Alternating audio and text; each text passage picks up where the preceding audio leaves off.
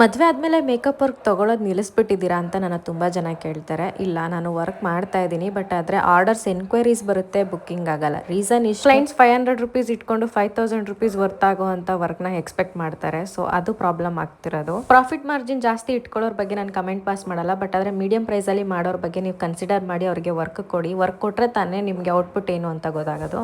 ಬೆಳಿಗ್ಗೆ 3:30 ಎದ್ದು 4:15ಗೆ ನಾವು ಇಲ್ಲಿಂದ ಹೊರಟ್ವಿ. ನಾವು ಲೊಕೇಶನ್ ರೀಚ್ ಆಗೋ ಅಷ್ಟರಲ್ಲಿ 6:30 ಆಗಿಬಿಟ್ಟಿತ್ತು. ಫುಲ್ ಫಾರೆಸ್ಟ್ ಏರಿಯಾ ಕಡೆ ಎಲ್ಲಾನು ನಾವು ಟ್ರಾವೆಲ್ ಮಾಡ್ಕೊಂಡು ಹೋಗ್ಬೇಕಾಗಿತ್ತು. ಅಪ್ಪಿ ಜೊತೆಲಿ ಬಂದಿದ್ದಕ್ಕೆ ಬಚಾವಾದೆ, ಇಲ್ಲಾಂದ್ರೆ ನನಗೆ ತುಂಬಾ ಕಷ್ಟ ಆಗ್ತಿತ್ತು ಅಂತ ಅನ್ಸುತ್ತೆ. ನನಗೆ ಬುಕಿಂಗ್ ಆಗಿದ್ದು ಸೀಮಂತ ಫಂಕ್ಷನ್ಗೆ makeup, hair style, sari dropping ಎಲ್ಲಾನು ಕೂಡ ಬುಕ್ ಆಗಿತ್ತು.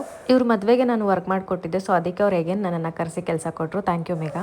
ಬೆಂಗಳೂರು ಟು ಮೈಸೂರು ಕಂಪ್ಲೀಟ್ ಆಗಿ ವರ್ಕ್ ತಗೋತೀವಿ. ಅಂಡ್ ಆಲ್ಸೋ ಮಳವಳ್ಳಿ, ಕಿರ್ಗಾವಲು, ಬನ್ನೂರು, ನರಸೀಪುರ ಈ ಕಡೆನೂ ಕೂಡ ವರ್ಕ್ ತಗೋತೀವಿ. ಯಾವುದೇ ಫಂಕ್ಷನ್ ಆಗಿರ್ಬೋದು, ಮೇಕಪ್ ರಿಲೇಟೆಡ್ ಎನ್ಕ್ವೈರೀಸ್ ಇದ್ರೆ ನನ್ನ ಮೇಕಪ್ ID ಮೆನ್ಷನ್ ಮಾಡಿರ್ತೀನಿ, ಮೆಸೇಜ್ ಮಾಡ್ಬೋದು, ನಾನು ರಿಪ್ಲೈ ಮಾಡ್ತೀನಿ. 10:00ವರೆಗೆ ವರ್ಕ್ ಮುಗಿಸ್ಕೊಂಡು ನಾವು ಪಾಕಶಾಲೆಯಲ್ಲಿ ತಿಂಡಿ ತಿನ್ಕೊಂಡು ಮೈಸೂರಿಗೆ ಬರೋ ಅಷ್ಟರಲ್ಲಿ 3 ಗಂಟೆ ಆಯಿತು. ಯಾವ ಕೆಲಸನೂ ಕೂಡ ಈಸಿ ಆಗಿರೋದಿಲ್ಲ. ಮತ್ತೆ ಸಿಗ್ತೀನಿ, ಬಾಯ್.